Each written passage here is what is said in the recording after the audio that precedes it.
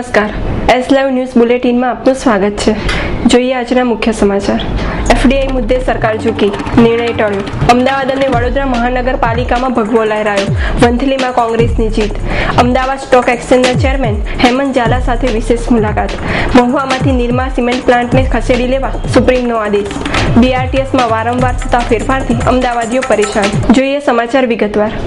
Multi brand રિટેલમાં પ્રત્યક્ષ વિદેશી રોકાણની મંજૂરી આપવાના નિર્ણય સામે આખરે સરકારે નમતું ઝૂક્યું છે.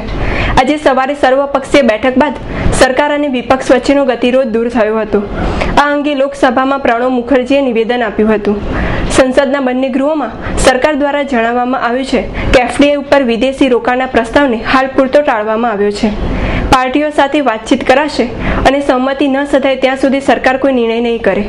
સરકારના આ નિર્ણયને લોકસભામાં ભાજપના વિપક્ષી નેતા સુષ્મા સ્વરાજે આવકાર્યો છે અને તેને લોકતંત્રની જીત ગણાવી છે. ઉલ્લેખનીય છે કે એફડીઆઈ મામલે શિયાળુ સત્ર શરૂ થયું ત્યારથી આજ સુધી સંસદની કાર્યવાહી યોગ્ય રીતે ચાલી નથી. આજે સર્વપક્ષીય બેઠક બાદ શિયાળુ સત્રના 9મા દિવસે સંસદની કાર્યવાહી વ્યવસ્થિત રીતે ચાલી છે. આવતીકાલે મોંઘવારી ઉપર ચર્ચા થનાર છે. નગરપાલિકા અને મહાનગરપાલિકાની તાજેતરમાં યોજાયેલી ચૂંટણીઓના પરિણામ આજે જાહેર થઈ ગયા છે, જેમાં અમદાવાદ મહાનગરપાલિકાની મહાવીરનગર વોર્ડની પેટા ચૂંટણીમાં ભાજપના ઉમેદવાર આશિષ પરમારનો વિજય થયો છે. અમદાવાદ મહાનગરપાલિકા વોર્ડ નંબર 54 મહાવીરનગરની પેટા ચૂંટણીની મતગણતરી આજરોજ નરોત્તમ ઝવેરી હોલ ખાતે સંપન્ન થયેલ છે. આ મતગણતરીના અંતે કુલ 21,963 મતો માન્ય રીતે પડેલા છે. તે પૈકી મુખ્ય પ્રતિસ્પર્ધી ભારતીય જનતા પક્ષના ઉમેદવાર શ્રી આશિષભાઈ રાણાને કુલ 12,672, જ્યારે એના નજીકના હરીફ ભારતીય રાષ્ટ્રીય કોંગ્રેસના શ્રી ગણપતભાઈ પરમારને 8,098 મત મળતા આમ આ મતગણતરી પ્રક્રિયા સંપન્ન થયા બાદ ભારતીય જનતા પક્ષના ઉમેદવાર શ્રી આશિષભાઈ રમેશભાઈ રાણા 4,574 મતે એ વિજેતા જાહેર થયેલ છે. જ્યારે વડોદરા મહાનગરપાલિકા વોર્ડ નંબર 22ની પેટા ચૂંટણીમાં ભાજપની જીત થઈ છે. અમદાવાદ અને વડોદરામાં ભગવો લહેરાતા કાર્યકરો ગેલમાં આવી ગયા છે. વિજય રેલી કાઢીને જીતનો જશ્ન મનાવ્યો હતો, તો બીજી તરફ પરાજયને કારણે કોંગ્રેસી છાવણીમાં સોંપો પડી ગયો છે. સૌરાષ્ટ્ર પંથક ઉપર નજર નાખીએ તો અમરેલીમાં બાબરા અને બગસરા નગરપાલિકાની ચૂંટણીમાં પણ ભગવો લહેરાયો છે. મહત્વની વાત એ છે કે બાબરામાં કોંગ્રેસમાંથી પક્ષ પલટો કરી ભાજપમાં જોડાયેલા વનરાજભાઈ વાળાનો વિજય થયો છે, તો વંથલી નગરપાલિકાની વોર્ડ નંબર 12ની બેઠક ઉપર કોંગ્રેસના અશ્વિન વગાસિયાનો વિજય થયો છે. ધોરાજી નગરપાલિકામાં પણ ભાજપની જીત થઈ છે. અમદાવાદ સ્ટોક એક્સચેન્જ તથા ઓલ ગુજરાત ઇન્વેસ્ટર પ્રોટેક્શન ટ્રસ્ટના ચેરમેન હેમંતસિંહ ઝાલાએ શેરબજારના સાંપ્રત પ્રવાહ અંગે એસ લાઈવ સાથે વાતચીત કરતા કહ્યું છે કે આવનારા સમયમાં ઇન્ડેક્સ ચોક્કસ નવી ઊંચાઈ સર કરશે, પણ રોકાણકારોએ કોઈપણ કંપનીના શેર ખરીદતા પહેલા કંપનીની ઇમેજ તેમજ પ્રોફિટ અને લોસ ઉપર નજર કરી લેવી જોઈએ. શેર બજારની અંદર મારા ફાધર મિલમાં જોબ સર્વિસ કરતા હતા.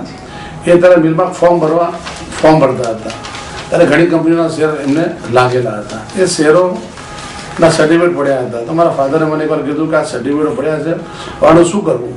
ત્યારે અમદાવાદ અક્ષરમાં એક હસમુખભાઈ કરીને હતા, એમનો મેં કોન્ટેક્ટ કર્યો હતો અને તો કીધું હતું કે મારા ફાધરના શેર છે, આમાં શું થઈ શકે? એ ધક્કા મેં એક્સચેન્જના ખાધા. એ દિવસથી ધીરે ધીરે લોકોના ટચમાં આવતો ગયો અને આ વ્યવસાયની અંદર ઇન્વોલ્વ થતો.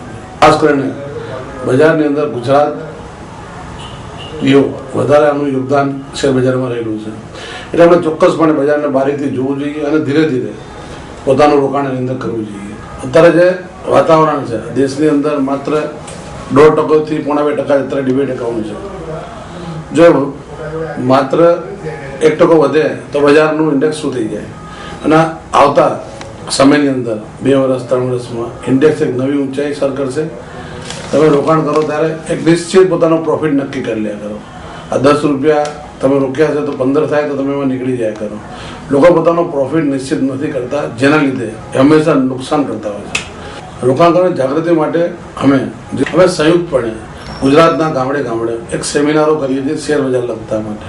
એના માટે અમે હોર્ડિંગ્સ, બેનરો, પત્રિકાઓ અને બધું લોકોને પ્રાપ્ત કરાવીએ છીએ. અને જે એક્સપર્ટ્સ બજારની અંદર છે એ લોકોને બોલાવીને એની સ્પીચ આપીએ છીએ કે કેવી રીતે બજારમાં કામ કરવું જોઈએ. તે કામ કરું છું અને 5 વર્ષથી ગુજરાતની પ્રજાના રક્ષણ માટે હંમેશા લડતો રહ્યો છું. ગુજરાતમાં વેસ્ટર્ન ઝોનની જે અમદાવાદની ઓફિસ છે એ અમારા પ્રયત્નથી અમે લાવ્યા છીએ, પણ અમે હજુ સેટિસ્ફાઈડ નથી. કારણ કે ગુજરાતના રોકાણકારોને હજુ ન્યાય મળતો નથી. ગુજરાત ને જ્યારે અમે 60%થી વધારે કામ કરતા હોઈએ, ગુજરાતીઓમાં કોઈ પેમ્પલેટ મળતું નથી. કાયમ અમને બાંયધરી આપવામાં આવે છે કે ગુજરાતીઓમાં બધી તમને માહિતી મળશે, પણ મળતી નથી. હવે જે સેબીમાં ઉચ્ચ અધિકારી બેઠા હોય છે, અત્યાર સુધી જે તે ઇન્વેસ્ટર પ્રોટેક્શન ટ્રસ્ટ જે અમારો એનજીઓ છે, અત્યાર સુધી અમે 250-300 કમ્પ્લેન કરી હશે, પણ કોઈ જવાબ બરોબર મળતો નથી. એટલે સેબીથી અમે પોતે સેટિસ્ફાઈ નથી. અને રોકાણકાર જ્યારે અમે લોકો ના હોય તો રોકાણકારોનું તો અસ્તિત્વ એવું લાગતું નથી કે સેબીની અંદર કોઈ સાંભળતું હોય. એફડીઆઈ અંગે તેમણે સકારાત્મક વલણ દાખવ્યું છે. એફડીઆઈ મારા મુજબ 100% આવવું જોઈએ, કારણ કે આપ જોતા હશો કે કોઈ પણ જગ્યાએ જ્યાં હરીફાઈ હશે તો જ ગ્રાહકોને સારી વસ્તુ અને સસ્તી મળશે. આપ જો લાઇનસર દવાની દુકાનો હશે કે લાઇનસર રેસ્ટોરન્ટો હશે, બધી ચાલતી હશે. અને એફડીઆઈ આવવાથી કંઈ નાના જે દુકાનવાળા છે બંધ થઈ જવાના નથી. કારણ કે આજ પણ જે કાલુપુરથી સામાનવાળા કાલુપુરથી લાવે છે, જે મોલ આવ્યા મોટા મોટા, ત્યારે લોકોને એવું લાગતું હતું કે હવે દુકાનો બંધ થઈ ગઈ, પણ એવું છે નહીં. મોલમાં જવાનો અલગ છે, નાની કરિયાણા દુકાનમાં જવાનો અલગ છે, અને એફડીઆઈમાં જવાનો અલગ છે. આના લાવવાને કારણે જે ખેડૂતોનું શોષણ થાય છે અત્યારે, એ ખેડૂતોને પર્યાપ્ત પૈસા મળશે અને ગામડાઓ સદ્ધર થશે. એટલે 100% એફડીઆઈ આવવું જોઈએ. સુપ્રીમ કોર્ટે ભાવનગર જિલ્લા મહુવા તાલુકામાં સ્થપાનારા નિરમા સિમેન્ટ પ્લાન્ટને ખસેડી લેવાનો આદેશ આપ્યો છે. ઉલ્લેખનીય છે કે નિરમાના સિમેન્ટ પ્લાન્ટ અંગે ભારતના પર્યાવરણ મંત્રાલય નિષ્ણાતોના રિપોર્ટ બાદ 3 મહિનાનો સમયગાળો વીતતા આ પ્રોજેક્ટની મંજૂરી રદ કરવાનો નિર્ણય લીધો હતો. આમ મહુવા પંથકમાં ખેડૂતો સ્થાનિક ધારાસભ્ય ડોક્ટર કનુભાઈ કળસરિયાની આગેવાની હેઠળ જે લડત ચલાવી રહ્યા હતા તેની સફળતા તો મળી છે, સાથે નિરમાની નિષ્ફળતા સાંપડી છે. ડોક્ટર કળસરિયાએ સુપ્રીમમાં કરેલી અપીલ બાદ આજે સુનાવણી હાથ ધરવામાં આવી હતી, જેમાં નિરમાને પોતાનો સિમેન્ટ પ્લાન્ટ હટાવી લેવાનો આદેશ કરાયો છે. બીઆરટીએસ જેવા અનેક પ્રોજેક્ટો લાવી અમદાવાદની રોનકને બદલી નાખવામાં આવી છે. લાખો રૂપિયાના ખર્ચે ઊભા કરાતા આ પ્રોજેક્ટો પાછળ વારંવાર ફેરફાર કરવામાં આવે ત્યારે એક જ પ્રશ્ન થાય કે આની પાછળ પૈસા કોના વેડફાય છે, સરકારના કે પ્રજાના?